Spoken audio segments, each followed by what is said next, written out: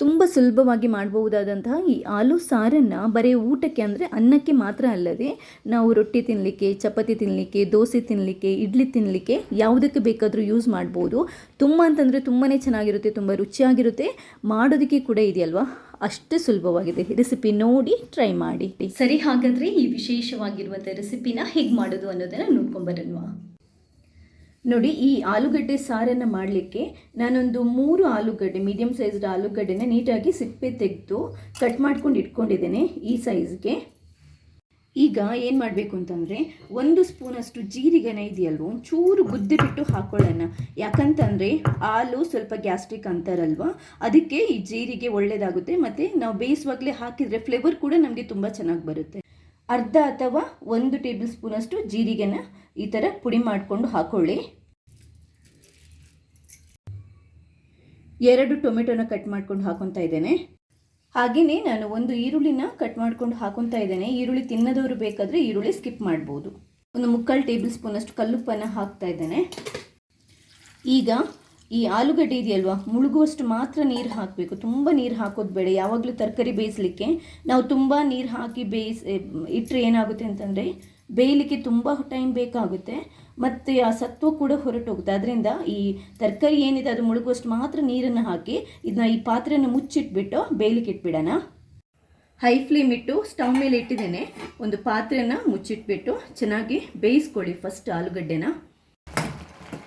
ನೋಡಿ, ಆಲೂಗಡ್ಡೆ ಬೆಂದಿದೆ. ಚೂರು ಸ್ಟವನ್ನು ಆಫ್ ಮಾಡ್ಕೊಂಡು ಬಿಡ್ತೇನೆ. ಈಗ ಇದೊಂದು ಚೂರು ನಾವು ಸ್ಮ್ಯಾಶ್ ಮಾಡ್ಕೋಬೇಕು, ತುಂಬ ಅಲ್ಲ. ಈ ಥರ ಮಾಡಿ ಜಸ್ಟ್ ಒಂದು ಸ್ವಲ್ಪ ಸ್ಮ್ಯಾಶ್ ಮಾಡ್ಕೋಬೇಕು. ನೋಡಿ, ಈ ಥರ ಇಷ್ಟಾದರೆ ಸಾಕು. ನೀವು ಬೇಕಾದರೆ ಪಾತ್ರೆನ ಸ್ಟವ್ ಮೇಲೆ ಇಟ್ಕೊಂಡೆ ಸ್ಮ್ಯಾಶ್ ಮಾಡ್ಕೋಬೋದು. ನಾನು ಆಫ್ ಮಾಡಿದ್ದೇನೆ. ಇವಾಗ ನಿಮಗೆ ಸಾರಿಗೆ ಎಷ್ಟು ಬೇಕೋ ಅಷ್ಟು ನೀರನ್ನು ಹಾಕ್ಕೊಳ್ಳಿ. ನೀರನ್ನು ಹಾಕ್ಕೊಂಡು ನೀಟಾಗಿ ಮಿಕ್ಸ್ ಮಾಡ್ಕೊಳ್ಳಿ ಈ ಥರ. ಈಗ ಇದಕ್ಕೆ ಅರ್ಧ ಟೇಬಲ್ ಸ್ಪೂನಷ್ಟು ಖಾರ ಪುಡಿ, ಚಿಟಿಕೆ ಅರಶಿನ, 1 ಟೇಬಲ್ ಸ್ಪೂನಷ್ಟು ಮನೆಯಲ್ಲೇ ಮಾಡಿರುವಂಥ ಸಾಂಬಾರು ಪುಡಿ. ಲಿಂಕ್ ನಾನು ಡಿಸ್ಕ್ರಿಪ್ಷನ್ ಬಾಕ್ಸಲ್ಲಿ ಹಾಕಿರ್ತೇನೆ. ಇದೊಂದು ಸ್ಪೆಷಲ್, ಇದು ಮನೆಯಲ್ಲೇ ಮಾಡಿರುವಂತಹ ಟೇಸ್ಟಿಂಗ್ ಪುಡಿ. 1 ಟೇಬಲ್ ಸ್ಪೂನಷ್ಟು ಹಾಕಿರ್ತೇನೆ. ನೀವೊಂದು ಕೆಲಸ ಮಾಡಿ, ಡಿಸ್ಕ್ರಿಪ್ಷನ್ ಬಾಕ್ಸಲ್ಲಿ ಇವತ್ತು ಲಿಂಕ್ ಹಾಕಿರ್ತೇನೆ. ಒಂದು ಸರಿ ಮಾಡಿಟ್ಕೊಂಡಿರಿ. ಯಾವ ಸಾಂಬಾರು ಪಲ್ಯ ಏನಕ್ಕೆ ಬೇಕಾದರೂ ಹಾಕೋಬೋದು. ರುಚಿ ಇರುತ್ತಲ್ವ, ಡಬಲ್ ಆಗುತ್ತೆ. ಸ್ವಲ್ಪ ಇಂಗನ್ನು ನೀರು ಮಾಡ್ಕೊಂಡು ಹಾಕ್ಕೊಂಡಿದ್ದೇನೆ. ನೀವು ಪುಡಿ ಹಿಂಗಿದ್ರೆ ಪುಡಿ ಹಿಂಗು ಬೇಕಾದರೂ ಹಾಕ್ಕೊಳ್ಳಿ. ಆಮೇಲೆ 1 ಟೇಬಲ್ ಸ್ಪೂನಷ್ಟು ಹುಣಸೆಹಣ್ಣಿನ ಜ್ಯೂಸನ್ನು ಅಥವಾ ಹುಣಸೆಹಣ್ಣಿನ ರಸನ ಹಾಕೊತಾ ಇದ್ದೇನೆ. ಎಲ್ಲದನ್ನು ಹಾಕಿಬಿಟ್ಟು ಫಸ್ಟ್ ಒಂದು ಸರಿ ನಾವು ಮಿಕ್ಸ್ ಮಾಡ್ಕೋಬೇಕು. ಉಪ್ಪು ಬೇಕಿದ್ರೆ ನೋಡಿಕೊಂಡು ಅಡ್ಜಸ್ಟ್ ಮಾಡ್ಕೊಳ್ಳಿ. ನಿಮ್ಗೆ ಏನು ಬೇಕೋ ಅದೆಲ್ಲ ಹಾಕ್ಕೊಂಡು ಅಡ್ಜಸ್ಟ್ ಮಾಡ್ಕೊಳ್ಳಿ. ಮಿಕ್ಸ್ ಮಾಡಿಕೊಂಡು ಇಷ್ಟು, ಇದಕ್ಕೆ ಏನಿಲ್ಲ. ಇದೊಂದು ಸ್ವಲ್ಪ ಚೆನ್ನಾಗಿ ಕುದಿಯಲಿ, ಅಲ್ಲಿ ತನಕ ಬಿಟ್ಬಿಡೋಣ. ಸ್ವಲ್ಪ ಬೆಲ್ಲ ಹಾಕೊತಾ ಇದ್ದೇನೆ. ಒಂಚೂರು ಸ್ವೀಟ್ ಫ್ಲೇವರ್ ನನಗಿಷ್ಟ.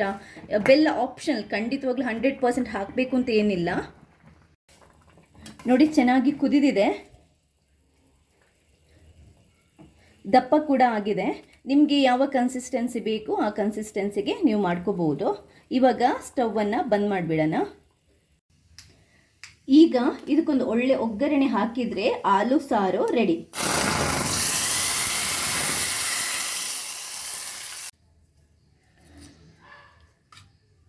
ನೋಡಿ, ಸೂಪರ್ ಆಗಿರುವಂಥ ಮತ್ತು ತುಂಬಾ ಸಿಂಪಲ್ ಆಗಿರುವಂತಹ ಈ ಆಲೂ ಸಾರನ್ನು ಎಷ್ಟು ಸುಲಭದಲ್ಲಿ ನಾವು ಮಾಡ್ಕೊಂಡಿವೆ ಅಂತ. ಜಾಸ್ತಿ ತರಕಾರಿ ಕೂಡ ಬೇಕಾಗಿಲ್ಲ, ಬರೀ ಆಲೂಗಡ್ಡೆ ಇದ್ದರೆ ರುಚಿಯಾಗಿರುವಂತಹ ಈ ಸಾರನ್ನು ಮಾಡ್ಬೋದು. ವಿಶೇಷತೆ ಏನು ಇದ್ರದ್ದು ಅಂತಂದರೆ ಇದು ಬರೀ ಅನ್ನಕ್ಕೆ ಮಾತ್ರ ಅಲ್ಲ, ರೊಟ್ಟಿ, ಚಪಾತಿ, ದೋಸೆ, ಇಡ್ಲಿ ಎಲ್ಲದಕ್ಕೂ ಸೂಪರಾಗಿ ಮ್ಯಾಚ್ ಆಗುತ್ತೆ. ಒಂದ್ಸರಿ ನೀವು ಟ್ರೈ ಮಾಡಿದರೆ ನಿಮಗೆ ಗೊತ್ತಾಗುತ್ತೆ. ಟ್ರೈ ಮಾಡಿ ನನಗೆ ನಿಮ್ಮ ಕಮೆಂಟ್ಸ್ ಕೂಡ ಕಮೆಂಟ್ ಬಾಕ್ಸಲ್ಲಿ ಮಾಡಿ. ಹಾಗೆಯೇ ನೀವು ಮಾತ್ರ ನೋಡೋದಲ್ಲ, ಈ ರೆಸಿಪಿನ ಬೇರೆಯವರಿಗೆ ಕೂಡ ಶೇರ್ ಮಾಡಿ. ಥ್ಯಾಂಕ್ಸ್ ಎಲ್ರಿಗೂ.